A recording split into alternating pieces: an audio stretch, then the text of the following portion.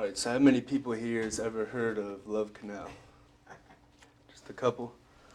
All right, so Love Canal was originally supposed to be a dream community located in Niagara Falls, New York. The plan was to dig a canal from the upper and lower parts of Niagara River, and the canal would actually power the city. And it just quickly turned from a beautiful community into a death trap that would go on to affect many generations. It all started in the early 1900s when a man named William T. Love had a dream of just the perfect community. And this is just a diagram of the upper Niagara River and lower Niagara River. And the canal was actually designed to run from about here to there. And that's just the diagram of how the model city was going to be laid out. Now, according to the U.S. Environmental Protection Agency, Love's dream was shattered in 1910 due to Nikola Tesla's, quote, discovery of how to electronically transmit electricity over great distances by means of an alternating current, end quote. And this is basically the Tesla's invention that just made the whole canal and the community just it didn't make any sense. So the project was abandoned. Once the project was abandoned, all that was left was just a partially dug canal. And this is actually just the remainder of it towards the end. It's not like the whole canal when it's partially undug. I couldn't actually find a picture of that, but that's just a good representation. After about 10 years, after the project was abandoned, a company called Hooker Chemicals bought the land and began dumping what would soon be over 120,000 tons of chemicals. And about 30 years of dumping the chemicals into the partially dug canal went by. In 1953, Hooker Chemicals covered the dump site with just dirt and sold it to the city for just $1.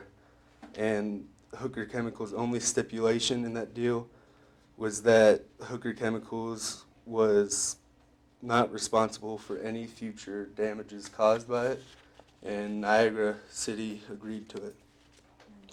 So by the late 50s, the city of Niagara built over 100 homes and even a school on the former chemical dump site. And this is actually when it was first built. See the school there, and then this is where the canal was going to run. It's partially dug. And so just 25 years after the dumping, residents started to take notice of chemicals seeping from the ground.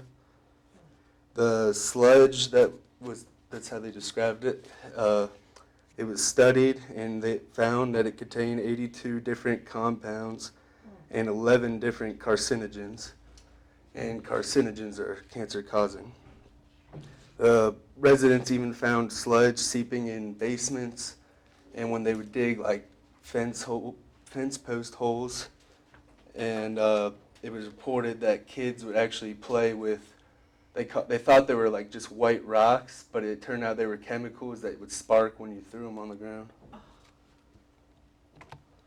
And this ain't a great picture, but you can see this is when it got real bad. It's like the chemicals seeping, when big rainfall, it just wouldn't evaporate and go away.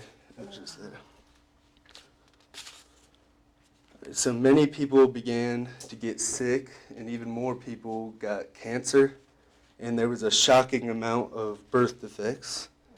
And in this picture, this is one of the worst birth defects that they had in there.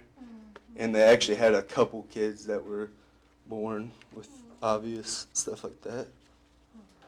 All right. Soon after, the Love Canal residents demanded the city to move them with full compensation, but the city denied the request. And according to timeline.com, in response to this, the residents even took some EPA officials, which are just Environmental Protection Agency officials, hostage in order to gain more attention from the government. And this is actually a picture of the officials that were held hostage. But the officials were actually kind of like on board with it. They were just like trying to help them out. And so they weren't hurt or tied up even or anything, and they were just released later on. And their plan of abducting them actually worked, and it got the president's attention. And soon after this, the New York government bought all of the homes back for full list price. And on the same day, President Carter approved emergency financial aid for the Love Canal area. And this led to everybody getting out of there. All right, and in conclusion, this is one of the largest man-created environmental disasters in U.S. history.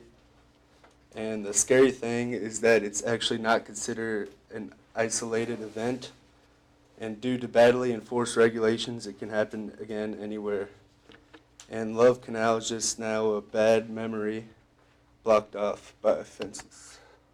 And that's actually one of the residents that it had a big effect on.